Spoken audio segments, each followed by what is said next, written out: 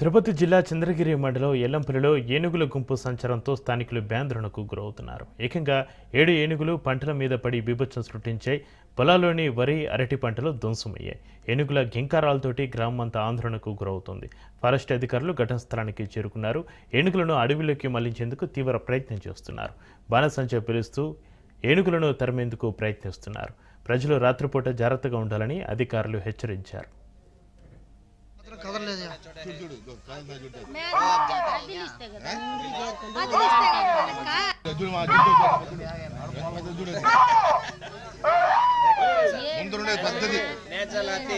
ముందు పెద్దది కానీ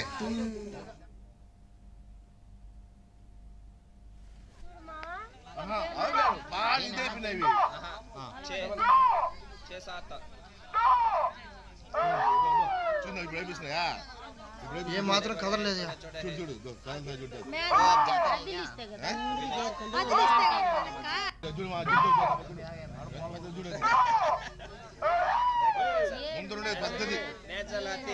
ముందు పెద్దది కానీ